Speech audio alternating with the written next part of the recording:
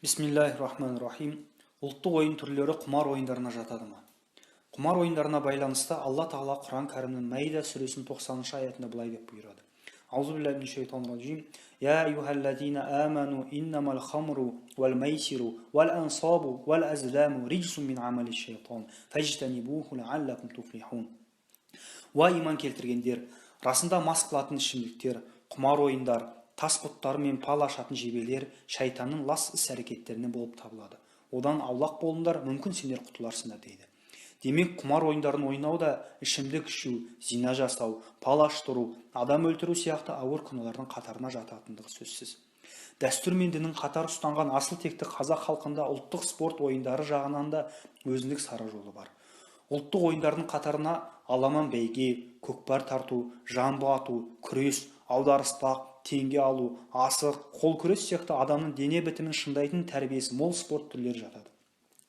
Нағыз ер азаматтар сыналатын осы спорт түрлерін қазақ өзінің ұлттық спорт ойын түрлеріне қосқаны бекер емес.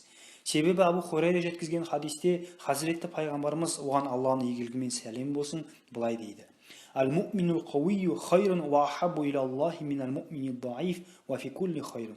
Екеуінде де өз қайыры болса да, қуатты мүмін Аллаға әлсіз мүміннен жақынырақ және сүйіктірек деп, мұсылман адам әрдайым Алланың аманат еткен дене мүшесін шындап отыруы керектігіне ерекше мән берген.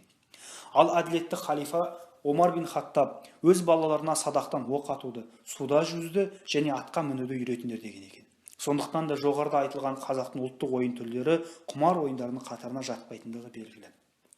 Ислам шариғаты харам етіп тыйым салған спорттық ойындардың қатарына адам бірін-бірі жарақаттайтын, миын зақымдайтын, араларында дұшпандық орнататын спорт түрлері жатады.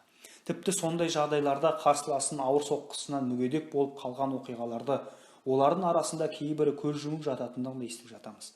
Сол секілді ұлттық ойын түріне жатпайтын нарда ойыны ислам шариғаты бойынша харам етілген. Аталған ойын харам етілудің себебі ойыншылар сәттілікке жүгінеді, ал бұл өз кезегінде жебелермен пал ашқанда болып табылады.